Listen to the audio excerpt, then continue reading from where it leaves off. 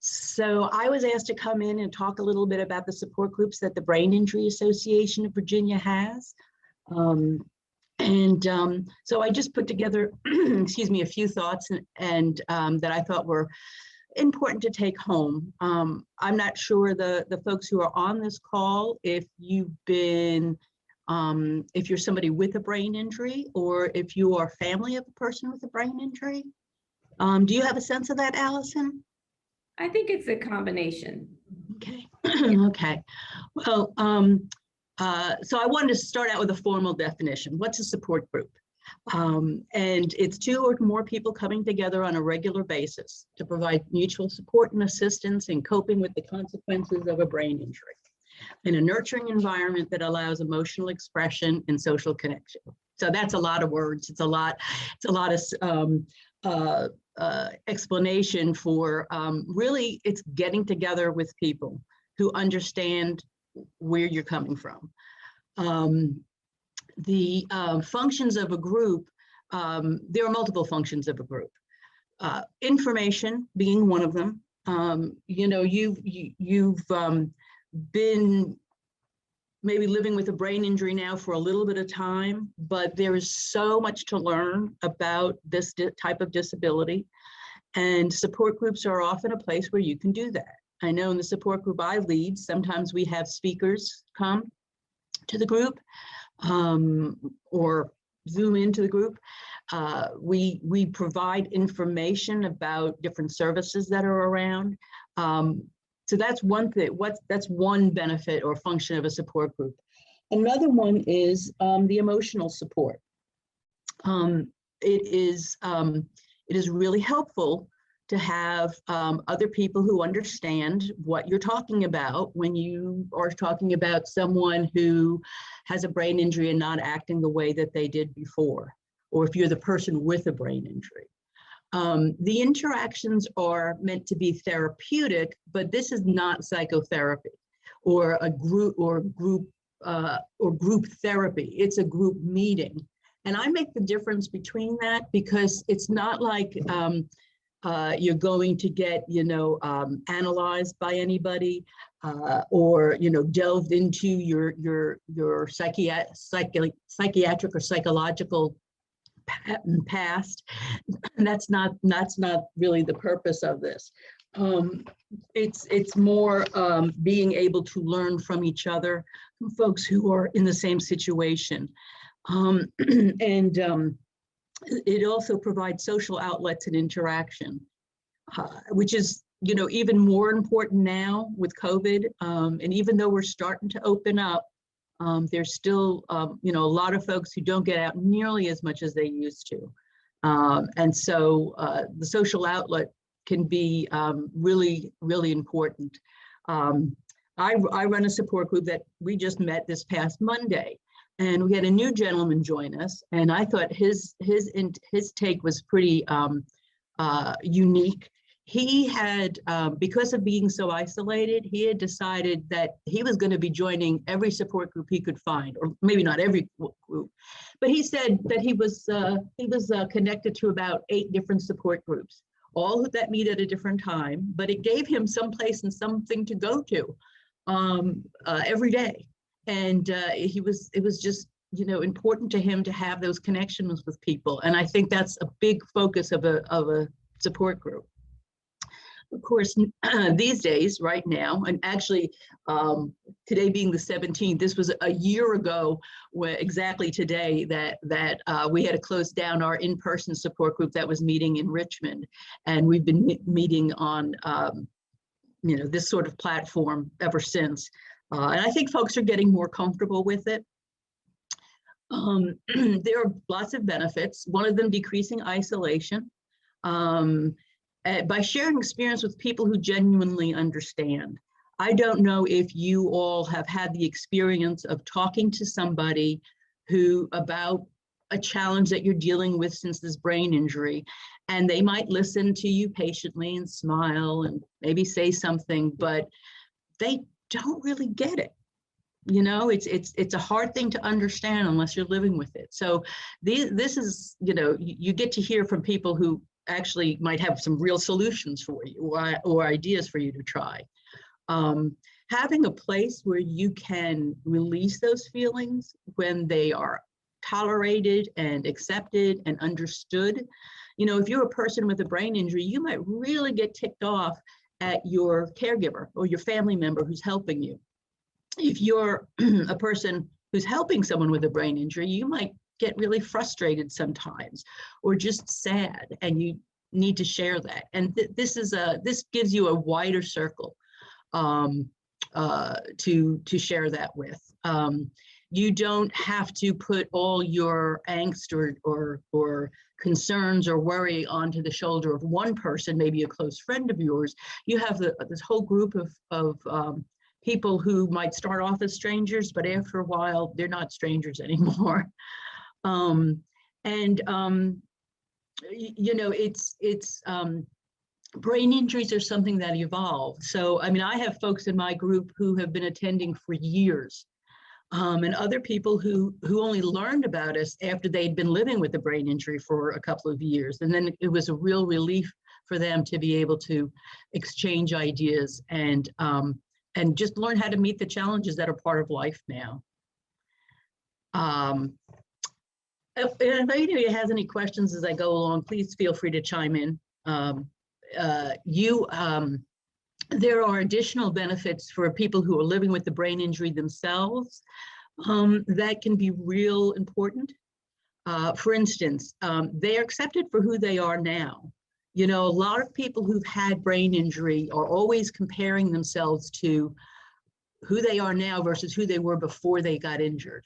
And that's really hard, and it's really a disservice to you. But when you meet people through a support group, they don't know that, you know, whether you were a high-powered lawyer or a housewife, or they don't care if you had 3 degrees or didn't, you know, never finished high school. You have this in common. The other thing that members of a support group who have a brain injury can get to experience is when you can turn to someone and say, hey, I know what you're feeling, I know what you're going through, and let me tell you a little bit about how I work with that problem.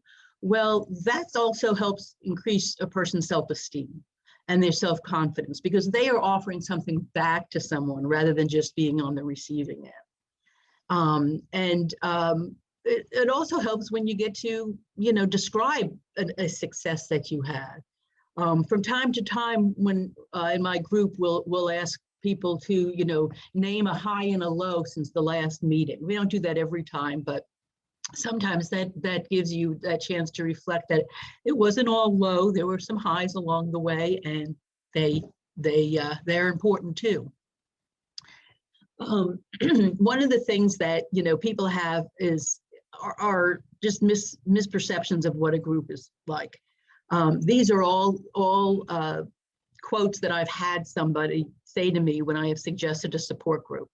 And the first one is the biggest one. I don't want to sit around hearing about other people's problems. I don't want to, you know, everyone's just going to be complaining and all of that. And I can tell you that really happens very rarely in the support group. I mean, someone might bring up a problem, but it's not everybody moaning and groaning and, you know, let's see if I can top yours with my story about something bad that happened.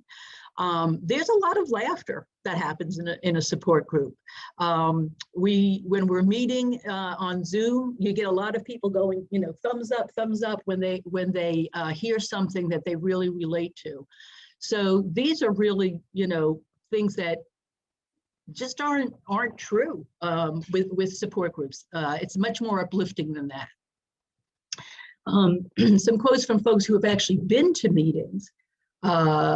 You can see here, you know, at first I thought it was a waste of time, and then I found it was very important to connect to others. There have been a number of people in the group that I lead, and I've been leading that group for, I don't know, somewhere around 17 years, that have become friends outside of the group.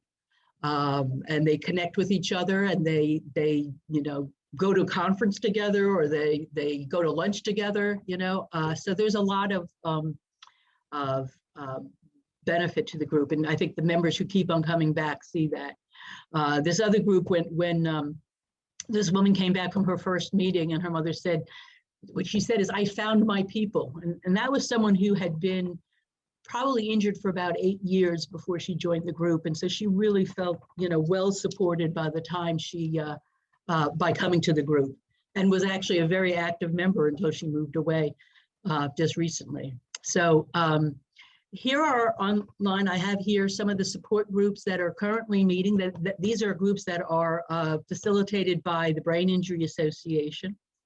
There's a group that is just for caregivers, and that they meet. This first one is an online group where they meet and talk for an hour once a month on the first Wednesday of the month. You have the email there of the person you can email if you're interested in joining that group. That same group of people also have an online network where if you can't make the meetings, you can still kind of communicate and send messages to each other or answer a question that somebody else has posted. So it's another way of getting support. And then the group that I was talking about that I facilitate is open both to folks with brain injury as well as family members. And we meet on the third Mondays of the month. And sometimes we have speakers, and sometimes we have just discussions of what's on your mind today, And I'd say that there's probably anywhere between 8 to 15 people who join the support group. One thing I recommend is that if you're joining a support group for the first time, is that you really give it at least two meetings before you form a judgment, because the interactions in any meeting is all about who's there. And so, if you go one time and it's a very small group, or there's one person who's dominating the conversation, you might feel one opinion, but you go back the following month and it feels like a whole different situation. So I strongly recommend that folks, give it at least 2 tries before they make a final judgment on a group.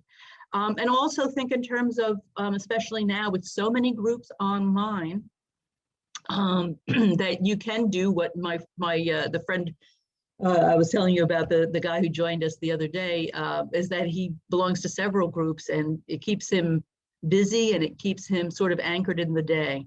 You can find out the other support groups if you're not in the Richmond area. You can find other groups that you on our website at that address below.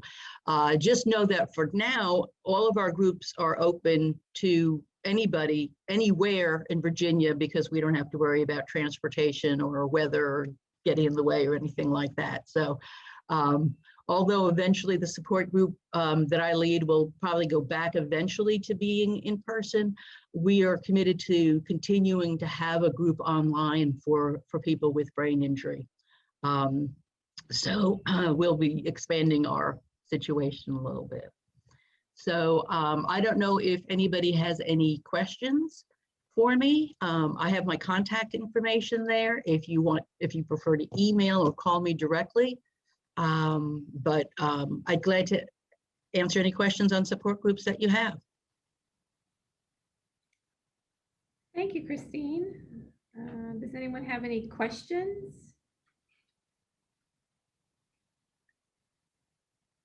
I appreciate the overview of the value. I think especially the slide that has the misconceptions of support groups, because I think we hear a lot about a lot of those, and people are a little hesitant to join. So I think this will be a great resource for us to share with our families and patients. Thank you for your presentation. Yeah, usually the word I get from folks is I wish I had joined earlier, more than, this was a bad idea. So I'm glad. Well, thank you so much. You're very welcome. Amy, do you have anything to add? I usually recommend the support groups to anyone that I'm talking to at SAI, because I agree with everything Christine said. They're a great resource, and talking to people who've gone through similar things as you is always really good. Thank you. And I think the sooner, especially for the caregiver's perspective, Amy and I had the opportunity last week to meet with a family member of a patient at SAI who was really excited and encouraged to get involved with the caregiver group.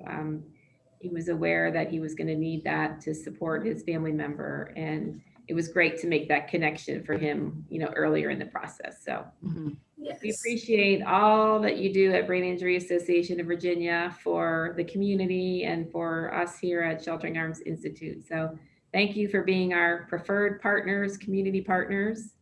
I appreciate everyone's time today.